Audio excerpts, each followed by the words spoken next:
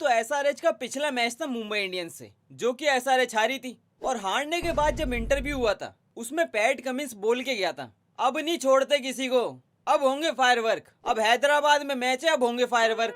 तो आज जब मैच हुआ और एलएसजी की बैटिंग आई और एलएसजी की बैटिंग देख के मैंने सोचा कि भाई पैट कमिंस तो कुछ और ही बोल के गया था और यहाँ कुछ और ही हो रहा है, अपनी बातों से पलट गया, बैटिंग फ्रेंडली पिच नहीं बनाई।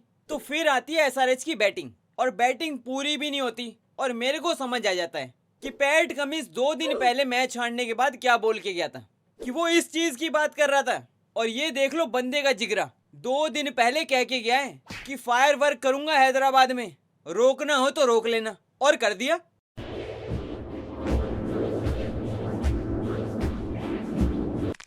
और आप लोग टेंशन मत लो, सबकी बात होगी, ट्रेविस हेड की बैटिंग की भी होगी, अभिषेक शर्मा की बैटिंग की भी होगी, और जो पैट कमिंस ने धमकी देके पूरी कर दी इसकी भी बात होगी, और बात होगी केएल राहुल की भी। पहले तो उनकी बैटिंग की कि क्या करके गए हैं आज, और फिर जो मैच के बाद हुआ, मतलब कि एलएसजी के ओनर से तो रुका ही नहीं गया कि इंटरव्यू वगैरह सब खत्म होने का इंतजार कर लूं। और एलएसजी के ओनर और केएल राहुल की वीडियो को देख के साफ पता चल रहा है कि ये बात नहीं हो रही, ये डांट पड़ रही है और कुछ ऐसी भी बातें बोली जा रही हैं।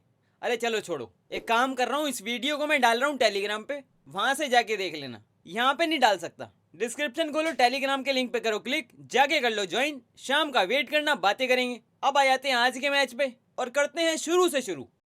लखनऊ वर्सेस हैदराबाद। तो टॉस जीतती है एलएसजी और केएल भाई से पूछा जाता है कि क्या करोगे। वो कहते हैं कि वही करेंगे जो एक समझदार टीम करती है, हम आरसीबी और डीसी थोड़ी हैं कि इनको पहले बैटिंग करा देंगे, हम करेंगे पहले बैटिंग। और पैट कमिंस परसों बोल के गया है कि फायरवर्क करेगा, तो हमने उसे करने नहीं देने। कैसे नहीं करने देने, पहले बैटिंग ही हमने करनी है, फिर हम करेंगे नहीं तो वो भी नहीं करेंगे, वो अलग बात है। फिर बाद में हुआ क्या, भाई आज ऑमलेट नहीं बनाऊंगा, आज तेल का ऑमलेट बनाऊंगा। देखो आप बकवास कुछ भी कर लो कि ऐसे होता है, ऐसे नहीं होता, वैसे सही होता है और ऐसे गलत होता है, लेकिन सच बात यही है कि आपको गेम प्लान बनाना पड़ता है। और केएल भाई के पास गेम प्लान था, अपने केएल भाई का पहले ही क्लियर था कि वो एसआरएच का पावर प्ले में शो नहीं होने देंगे। कैसे नहीं होने देंगे, केएल भाई खुद ही नहीं होने देंगे ना एलएसजी का शो, तो एसआरएच का भी नहीं होगा। और आपने वो कार्टून देखी है बेन 10, उसमें वो अपनी ओमनीट्रिक्स घुमा के एलियन बन जाता है, सेम उसी तरह। जैसे ही प्रेशर सिचुएशन आई, केएल भाई अपनी ओमनीट्रिक्स घुमाते हैं और केएल राहुल से राहुल द्रविड़ बन जाते हैं कि अब मैं बन चुका हूं द बॉल, अब दिखाता हूं तुझे डिफेंस, अब तू निकाल दे बॉल, अब तू एक बॉल पे मेरा एज लेके दिखा दे, सारी बॉल मिडल करूंगा और ऑफ साइड की बॉल छोड़ दूंगा, ये करेंगे मुझे आउट, कर लो तुम में दम हो तो। पैट कमिंस में था, उसने कर दिया। शक्ल देखो कितनी भोली है लेकिन अंदर से लोमड़ी है। और फिर 10 ओवर नेट प्रैक्टिस करके केएल भाई आउट होते हैं। तो फिर आते हैं निकलेस पूरन और आयुष बदोनी और तब होता है मैच शुरू। तब वो डिसाइड करते हैं कि अब बताओ अब कहां तक जाना है, कि टारगेट क्या देना है। नहीं आप सोचो कि एलएसजी की ओपनिंग 10 ओवर के बाद शुरू हो रही है, उससे पहले नेट प्रैक्टिस चल रही है, और एसआरएच ये 10 ओवर में खत्म कर गए थे, 10 क्या 9 में ही। अपने केएल भाई इतना डीप ले गए ना 10 ओवर में ही गेम को, कि वो इतना डीप चला गया कि उसको वहां जाके सांस ही नहीं आई, एलएसजी की जीत वहां से आ ही नहीं पाई, वहीं दम घुट गया उसका। ये कैसे हो गया? और इस मैच में पता है सबसे ज्यादा अपने आप को लकी कौन फील कर रहा होगा? नहीं सोचो, अरे नहीं ट्रेविस हेड नहीं, सबसे ज्यादा अपने आप को लकी फील कर रहे होंगे भुवी भाई। 4 ओवर में भुवी भाई ने 12 रन देके 1 विकेट लिए। भुवी भाई मन में सोच रहे होंगे कि मैंने कुछ तो जरूर अच्छे कर्म करे हैं, कि मुझे याद नहीं है मैंने कौन सा ऐसा दान दिया था जो भगवान को इतना ज्यादा पसंद आ गया कि जब मैंने 6 साल पहले टेस्ट मैच खेलना छोड़ दिया है तो आज मुझे वापिस इस सौभाग्य प्राप्त हुआ कि मैं एक बार फिर से टेस्ट मैच में बॉलिंग कर सकूं, और वो भी कलरफुल कपड़े पहन के। तो कर आगे कैसे भी एलएसजी बना लेती है 165 रन, और फिर आती है एसआरएच की बैटिंग। और मैच में पता कंपटीशन कब था, कि जब लग रहा था एलएसजी और एसआरएच दोनों के बीच ही बहुत तगड़ा कंपटीशन होगा मैच में। ऐसा उस टाइम लग रहा था जब एसआरएच के ओपनर ड्रेसिंग रूम में थे, वरना मैच के शुरू के 2 ओवर में ही पता चल गया था कि आज क्या होना है। नहीं, सबको पता चल गया था कि ये मन बना के आए हैं कि आज इनको पैट कमिंस के बर्थडे गिफ्ट में जीत देनी है। और जब आपकी टीम रन खा रही होती है ना, तो आप ये सोचते हो कि टाइम आउट मिल जाए ना तो हम मैच में वापस आ जाएंगे, तो उसमें हमें सोचने का टाइम भी मिल जाएगा हाँ, टाइम आउट आ जाए जल्दी, क्योंकि टाइम आउट में हमारा प्लान बी आ जाएगा।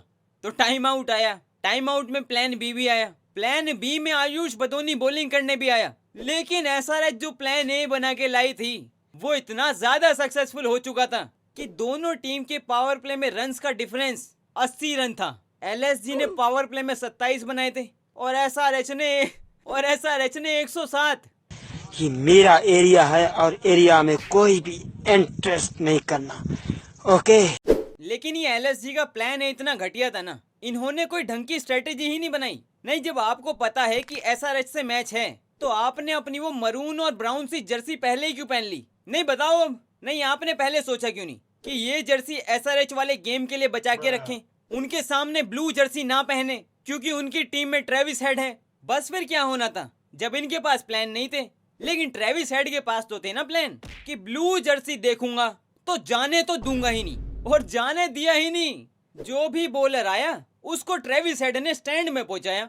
बॉलर कोई सा भी बॉलिंग कर दे, कैसी भी कर दे, स्पिन कर दे, फास्ट कर दे, लेकिन ट्रेविस हेड अपने प्लान से नहीं हटा, उसने बॉल मारी स्टैंड में। और फिर साथ निभाने के लिए अभिषेक शर्मा थे ही, वो भी नहीं पीछे हटता।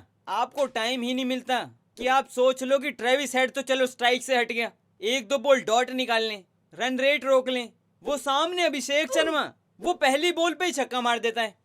आजकल ना वो मूवी नहीं आती टीवी पे, वो वाली मूवी चैन गुली की मैन गुली, आजकल वो टीवी पे नहीं आती, आजकल वो जियो सिनेमा पे आती है, और वो भी लाइव। और अगर आपसे मिस हो जाए तो उसकी टाइमिंग बता देता हूँ मैं आपको कि शेड्यूल चेक कर लो। जब जब एसआरएच का मैच है तो मैच के टाइम टॉस पे देख लिया करो, उससे आपको पता चल जाएगा कि कब आनी है।